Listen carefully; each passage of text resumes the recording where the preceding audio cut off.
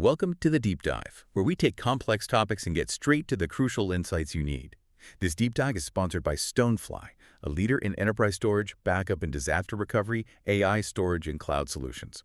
If your organization is looking for really secure, ransomware-proof storage, Stonefly sells air-gapped and immutable storage designed to be inaccessible and unchangeable by attackers. You can contact them at sales@stonefly.com to schedule a demo. Today, we're navigating the incredibly complex and, well, let's be honest, potentially scary landscape of cybersecurity threats. We're focusing specifically on ransomware. We've pulled together a collection of information covering cyber defense approaches, the latest tactics ransomware groups are using, and the very real impacts we're seeing, especially in critical sectors like healthcare. Yeah, and our mission in this deep dive is really to extract the most crucial nuggets from all this material. We want to give you a clear picture of what ransomware actually is, how these attackers operate their campaigns, and maybe most importantly, what organizations and, honestly by extension, potentially even you listening can do to build defenses and respond effectively when attacks happen, all based directly on the info we have. Okay, let's unpack this threat then. What exactly is ransomware and why is it, such a big deal right now? So at its core, ransomware is a type of malicious software, malware, designed to encrypt your files, essentially making them unusable. Think of it like someone putting a padlock on all your digital documents, your systems. Then the attackers demand payment, a ransom, for the key to unlock that data. But the impact goes way beyond just locked files, right? Absolutely. It cripples organizations. The impact is severe, and it's multifaceted. We're talking about massive disruption to business operations, the inability to access critical data needed for just daily tasks, plus significant economic and reputational damage. Yeah. And what's really interesting, or maybe worrying, is how attackers are evolving. They're not just encrypting anymore. Now, they often steal your data before encrypting it and then threaten to release it publicly if you don't pay. That's this double extortion tactic. It adds a whole new layer of pressure, it hits privacy, trust, and their ransom demands, they're escalating significantly. Some are asking for well over $1 million now. That double extortion really ups the stakes. Yeah. And it feels like they're specifically targeting sectors where that pressure is, well, highest. Exactly. The information really highlights a worrying trend. Increasing attacks targeting state, local, tribal, territorial governments, and particularly critical infrastructure. Healthcare is a prime example. One report we looked at shows a huge increase, a staggering 57% rise in cyber attacks on U.S. hospitals in just 1 year, 2022. 57%, wow. And the healthcare sector now ranks second nationally for the most cyber attacks. That statistic alone is chilling, especially when you think about the human cost involved. It really puts things into perspective, doesn't it? These attacks directly disrupt patient care. They can potentially increase patient stays. And some findings even suggest they might be linked to increased mortality rates because critical systems, critical information just become unavailable. That's terrifying. Think about the Ascension Hospital's attack mentioned in the material. A nurse advocate described just chaotic conditions, expressing deep concerns about patient safety because essential safety checks were eliminated. Access to patient records was hindered, all because systems were compromised. Yeah. That direct connection to real patient lives makes the threat feel incredibly urgent. It moves it from being just a technical IT problem to a very human one very quickly. And the financial impact must be immense, too. Oh, it's profound. One survey found that 94% of hospitals experienced cash flow interruptions from cyber attacks. They couldn't process billing or insurance claims efficiently. Right. And the average cost to recover from one of these attacks keeps climbing. It hit $4.9 million per attack in 2023. That's a 13% increase from the year before. Okay, so we understand the threat, the devastating impact. Let's dive into how these attackers actually get into organizations. What does their typical playbook look like? Well, the information outlines several common ways they get that initial foothold, those initial access vectors. One major one is exploiting internet-facing vulnerabilities and misconfigurations. So basically finding an open digital door or window. Exactly that, which is why regular vulnerability scanning is just absolutely crucial. Plus, patching and updating software consistently, especially for systems directly accessible from the internet, Proper configuration is equally vital, disabling ports you don't need, like the default remote desktop protocol port, RDP-33389, if you're not actively using it. If you are using RDP. Then you absolutely have to secure it properly. Multi-factor authentication, account lockouts after failed attempts, detailed logging, these are essential. And blocking external access to protocols like SMB is another important step to just close potential entry points. Okay, so first step, secure that external perimeter. What's the next common way in? It always comes back to the human element. Phishing, social engineering through malicious emails. It remains a remarkably effective entry point. Still, after all this time. Still, which immediately raises the question, are users trained to spot these attempts? User awareness training and, importantly, realistic testing are non-negotiable. Technically, you need things like email gateway filters to catch malicious attachments or links. And using email security protocols like DRC, which helps verify emails, are really from who they claim to be, that's critical. Any specific tactics there? Yeah, one specific recommendation is disabling macro scripts in email attachments by default. That stops a common infection method right there. And sometimes the ransomware isn't the first thing the attackers deploy, is it? I read something about that. That's correct. Often, ransomware is actually the final stage of an attack. It might have started with other types of malware, what the material calls precursor malware. Examples mentioned were things like TrickBot, DriedX, or Emotet. Attackers might compromise a network with this first, spend time snooping around, stealing credentials, moving laterally, and then deploy the ransomware, sometimes even to cover their tracks, or just as the ultimate way to cash out. So basic antivirus is still important then? It means having up-to-date antivirus and anti-malware software, ideally managed centrally across the organization, is still absolutely foundational. Yeah. What about an organization's connections? Like vendors or service providers. Can those be weak points? This is where it gets particularly interesting and, frankly, challenging. Adversaries are increasingly exploiting trusted relationships with third parties and managed service providers, MSPs. The supply chain angle. Exactly. If an MSP that manages networks for multiple clients gets compromised, the attackers can potentially use that connection as an infection vector to reach all of those clients. Ouch. It really highlights the critical need for organizations to, assess the security practices of their vendors and use contract language to formalize security requirements and expectations. You have to know who you're trusting. It's like if someone you gave a key to your house gets their key copied by a burglar. The material mentioned a specific group, Interlock. How do they operate? Yeah, the Interlock group is a good illustration of these evolving tactics. They apparently use fake updaters, making them look like legitimate browser or security software updates hosted on websites they've already compromised. Sneaky. Very. When a user clicks on one, it delivers an initial malicious payload, often a PowerShell backdoor, giving the attackers remote access. They've even been seen experimenting with techniques like ClickFix, which tricks users into manually running malicious commands that are hidden within fake system prompts or even GTCH verifications on what look like legitimate sites. Wow, that blend of technical exploit and really sophisticated social engineering is potent. It really is. And once they've got that initial foothold, the payloads they deploy often include things like credential stealers, the material mentioned Llama Stealer and Berserk Stealer, and keyloggers. To grab passwords. Exactly. These tools gather login information, which is crucial for their next phase, reconnaissance and moving laterally through the network. They often use custom backdoors or remote access Trojans, RAATs, to keep communicating back to their command and control servers. Okay, so they're inside, they've maybe grabbed some credentials. How do they typically move through the network and figure out what the valuable targets are? Their primary goal, very often, is to gain access to domain controllers, or DCs. Why the DCs specifically? Because DCs are like the central nervous system for most enterprise networks. They manage authentication, access permissions for users, devices, everything. Compromising a DC essentially gives attackers administrative control over vast portions of the network.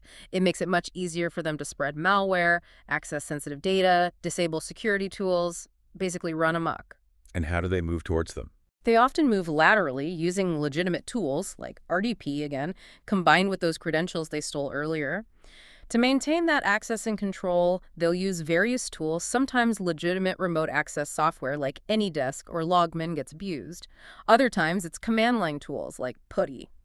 And they leverage scripting capabilities, especially PowerShell, very heavily for malicious activities, recon, privilege escalation, deploying more malware. PowerShell seems to come up a lot. It does. It's powerful. It's built in, so attackers love it.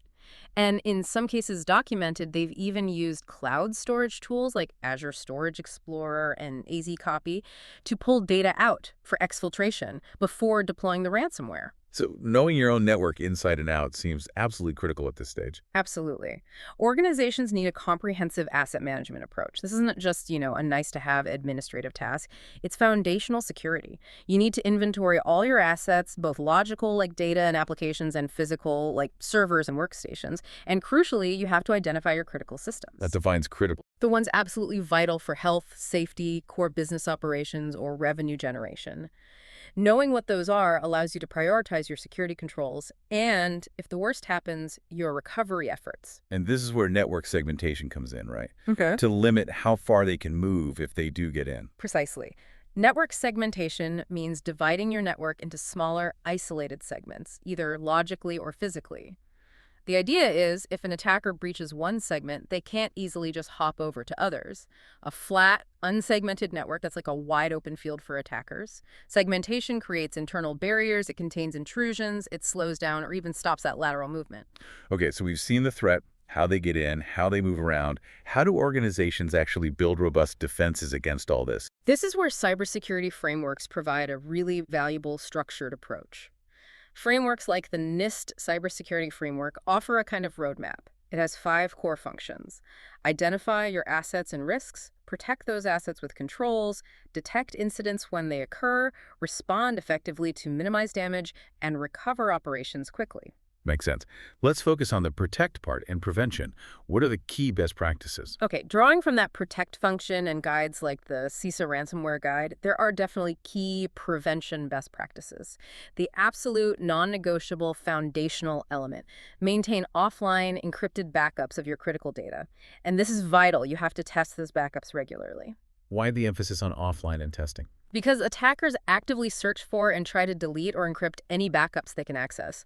If they can neutralize your backups, they know your only perceived option might be to pay the ransom. Right. Having good images of clean systems and backup hardware ready is also recommended to speed up recovery if you need it. This is exactly where that concept of secure, truly ransomware-proof storage becomes so vital, isn't it? If your primary systems are hit, but you have backups that are air-gapped, physically disconnected, or immutable, meaning they literally cannot be changed or deleted, then the attackers simply cannot touch that safety copy no matter what they do on your live network. It's the ultimate safety net. it seems like the one thing that guarantees recovery, potentially. Exactly. If you don't have clean, accessible backups that are genuinely isolated from the network, recovery becomes incredibly difficult. It often forces organizations into that very tough decision about paying the ransom, which, as we'll discuss, security agencies strongly advise against. Beyond backups, implementing multi-factor authentication MFA for all services is fundamental, especially things like webmail, VPNs, any access to critical systems. It's a high-impact defense. It feels like sometimes the simple things really can make the biggest difference. They truly, truly do. Applying the principle of least privilege is another critical control. Meaning users and systems should only have the absolute minimum level of access required to do their job, nothing more. So, restricting who can install software, limiting local administrator access on workstations, regularly reviewing and removing accounts that aren't needed anymore, all of that reduces an attacker's ability to escalate privileges and move around if they get in. Makes sense. What else? Regular patching and updating of software and operating systems, prioritizing those internet-facing systems we mentioned, is crucial to close known vulnerability gaps.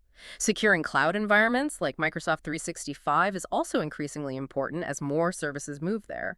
Maintaining a comprehensive, up-to-date network diagram and actually employing that network segmentation we discussed, those are key strategic controls. Okay, getting more specific. Yeah, restricting and securing PowerShell usage, like making sure you're using version 5 or higher, and enabling extensive logging, that's important because attackers use it so much.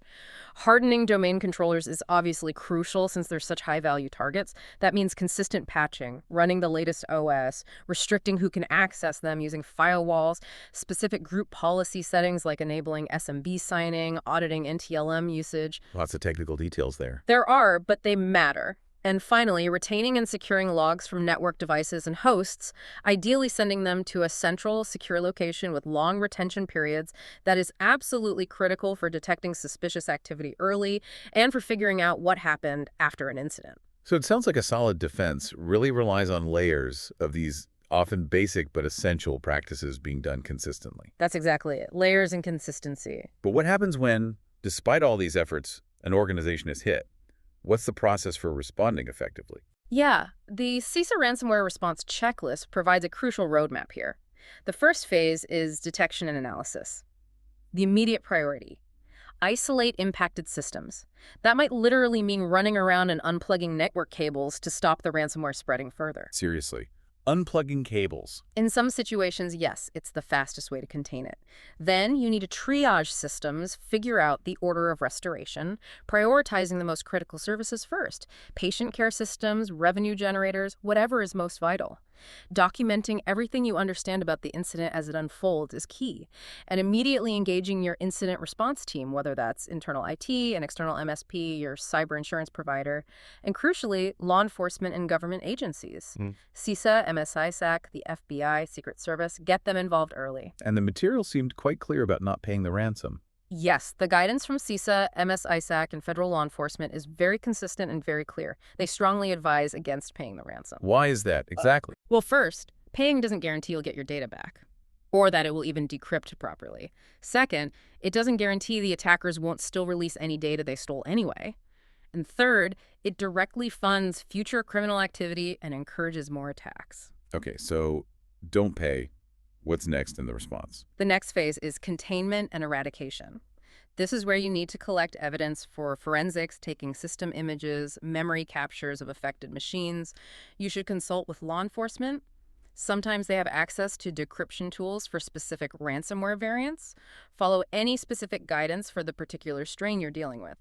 Then you need to actually find and terminate the running ransomware processes, remove the malicious files, clean up registry entries, and critically, you must identify how the attackers first got in that initial access vector and contain that point of entry. That might mean temporarily disabling compromised VPNs or remote access. So plugging the hole they used. Exactly. There are specific technical steps mentioned for quickly identifying server-side encryption sources by checking Active sessions, file properties, logs. And you need to do a thorough analysis to find any persistence mechanisms the attackers might have left behind to regain access later. That sounds like a really meticulous digital forensics and cleanup process. It absolutely is. The final phase is recovery and post-incident activity. You rebuild systems using clean, standard images, your gold images, prioritizing based on that critical service list you developed earlier. You have to be absolutely sure the environment is clean of malware and persistence before you start rebuilding or reconnecting systems. Don't want to reinfect yourself. Precisely. Reset passwords for all affected systems and accounts. Address any vulnerabilities or security gaps you found during the incident response patching, upgrades, configuration fixes. Eventually, you declare the incident over based on pre-established criteria.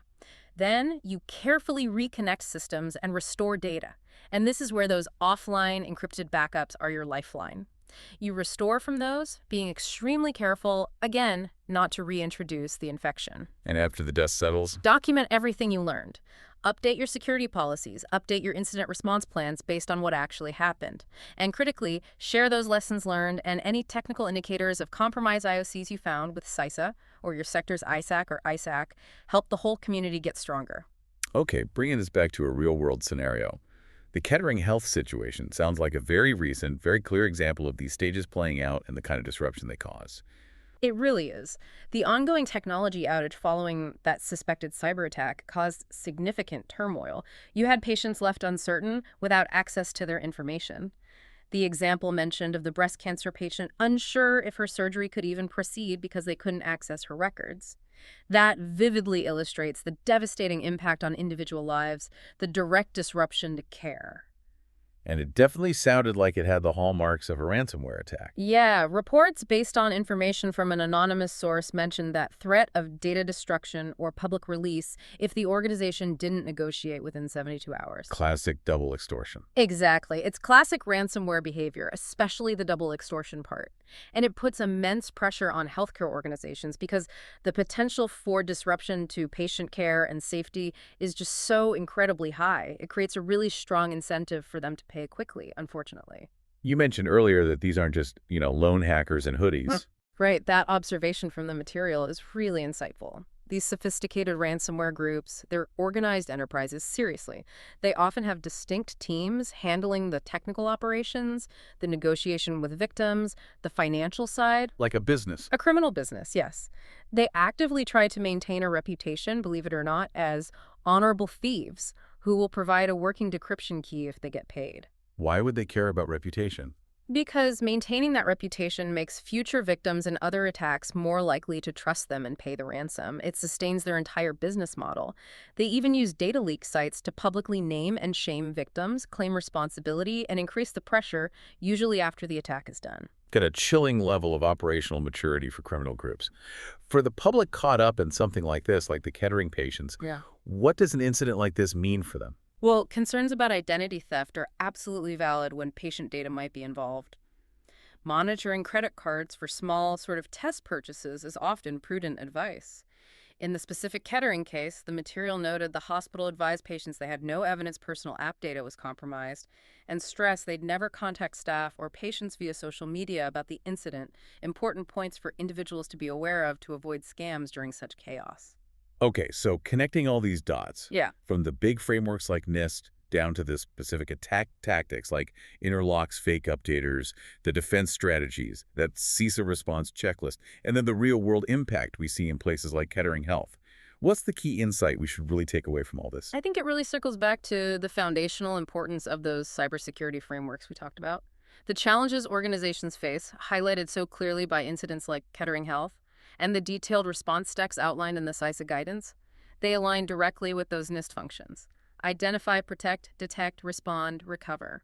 So the framework holds up in practice. It does, and it underscores that despite the incredibly sophisticated and constantly evolving tactics of attackers, using precursor malware, clever social engineering like ClickFix, exploiting trusted third parties, the fundamental importance of mastering basic cyber hygiene practices just cannot be overstated.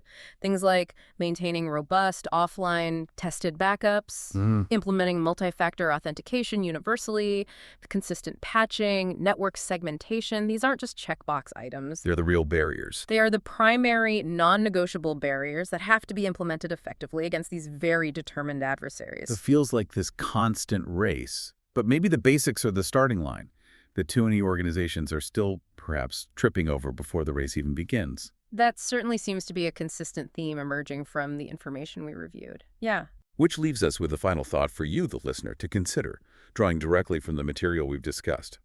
In a landscape where attackers are organized, constantly innovating new ways to breach defenses, trick users, and hold critical data hostage for escalating demands. Perhaps the most significant defense for many organizations doesn't actually lie in chasing the newest, shiniest high-tech security gadget. Instead, maybe it lies in achieving consistent, rigorous application of the fundamental cyber hygiene practices they already know are essential. A gap that these determined adversaries continue to exploit day after day. That definitely gives you a lot to think about.